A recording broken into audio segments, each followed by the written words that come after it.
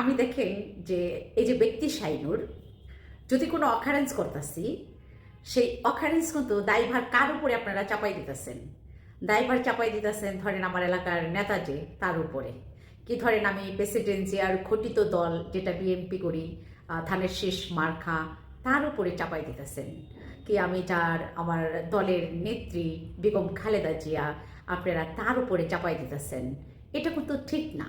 আমি শাহিনুর, আমি কি করছি এটা মনে করেন আমার অভ্যাস, কি আমার চরিত্রই এরকম।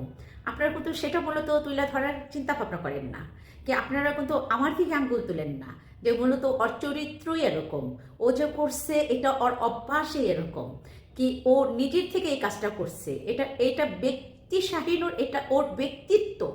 এরকম ভাবে কিন্তু আপনারা কেউই বাংলাদেশের মানুষের চিন্তা চেতনা করতেছেন না। আপনারা চিন্তা চেতনা করেন আপনাদের ব্রেনের ভিতরে কোনটা চলে। আপনাদের ব্রেনের ভিতরে চলে যে ধরেন প্রত্যেকটা থানার ভিতরে তিনজন করে ক্যান্ডিডেট, বিএনপির ক্যান্ডিডেট দুইজন তিনজন করে, তো বিএনপির 2-3 জন করে ক্যান্ডিডেট যেত, আপনারা নাম মেনশন করে দেন যে অমুক ক্যান্ডিডেটের লোক এটা করছে, অমুক ক্যান্ডিডেটের লোক ওইটা করছে। আমি কিন্তু নাম মেনশন করতেছি না। নাম মেনশন এই কারণে করতেছি না, কারণ আমি এরকম শিক্ষা কখনো পাইনি, যে আমি এই শিক্ষাটা কখনো পাইনি যে আমি কারো নাম মেনশন করে বলবো যে ওরকম লোকের লোক ওই কাজটা করছে, এরকম কথাটা আমি কখনো বলবো না। কেন বলবো না?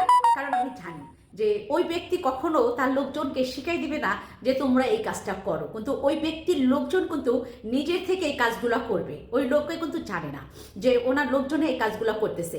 তখন যখন ওই লোক শুনবে, যে ওই ক্যান্ডিডেট যখন শুনবে যে ওনার লোকজন এই কাজগুলো করছে, তখন উনি নিজেও কিন্তু হতভম্ব হয়ে যাবে যে আমার লোকজন এই কাজগুলো করছে, আমার অভাবটা কিসের, কেনই বা ওরা এরকম করলো। অতএব এগুলা না আমার শোনার, আমার বোঝার, এগুলো আমি অভ্যস্ত। আমি শাহিনুর এগুলো অভ্যস্ত, কারণ আমি শাহিনুর যদি অত্যন্ত একটা গরিব ঘরের মেয়ে, অত্যন্ত একটা ছোট্ট ঘরের মেয়ে, আমি কিন্তু আমার বড় বড় জিনিসগুলোর থেকে আমি অভ্যস্ত। কারণ প্রেসিডেন্সিয়াল ঘটিত দল যত আমি করি, আর আমার মা বাবা আমাকে যতটুকু শিক্ষা না দিছে বেগম খালেদা জিয়ার থেকে আমি তার চেয়ে বিশাল বড় বড় শিক্ষাগুলো আমি পাইছি। আর তার দল যত আমি করি, তার দলের নেতাকর্মীদের সাথে আমার চলমিল, তাদের কাছ থেকে তার বড় বড় শিক্ষাগুলো আমি পাইছি। আল্লাহ আমাকে এগুলো দিছে। কিন্তু আমি যখন আমি নিউজগুলো দেখি, আমার মোবাইল থেকে দেখি, কি আমি আমার টিভি থেকে নিউজগুলো দেখি, যখন আপনারা যে ছবিগুলো স্ট্যাটাসগুলো আপনারা শেয়ার করে দেন, তারপরে ভিডিওগুলো শেয়ার করে দেন, তখন জানেন আমার নিজের কাছে না লজ্জা লাগে, কিন্তু আপনাদের কাছে না লজ্জা লাগে না। কারণ আপনাদের কাছে কেন লজ্জা লাগে না জানেন? আপনারা না শিক্ষিত ঠিকই, কিন্তু সুশিক্ষিত না।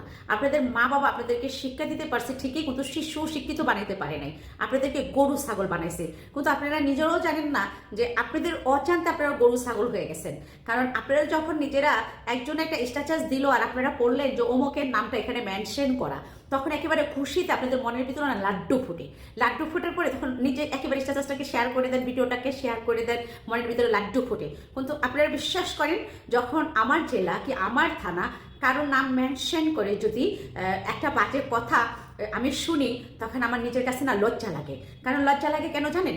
একজন ব্যক্তি বড় কথা না, এটা বড় কথা হলো যে আমার থানা, আমার যেটা আমার থানা, আমার জেলা, মানে একজনকে লজ্জিত করা মানে আমার নিজের কাছে লজ্জিত, একজনকে কলঙ্কিত করা মানে আমার নিজের কাছে কলঙ্কিত, একজনকে অর্থ লগ্ন করা মানে আমার নিজেকেও মনে করেন লগ্নত করা।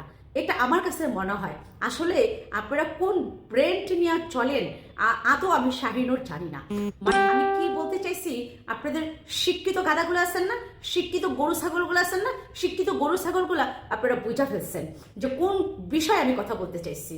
কোনো ক্যান্ডিডেটেই কখনো তাদের কর্মীদেরকে বলে না যে তোমরা অকারেন্স করো, কোনো কেউই বলে না। বেগম খালেদা জিয়াও বলবে না, যারা এমপি ক্যান্ডিডেট তারাও কখনো তাদের কর্মীদেরকে বলবে না। কিন্তু শিক্ষিত গাধাগুলা স্ট্যাটাস দেখে যখন শেয়ার করে দেয় যে স্ট্যাটাসগুলা কি ভিডিওগুলা, তখন আমার থানা এবং আমার জেলা আমার নিজের কাছে লজ্জা লাগে।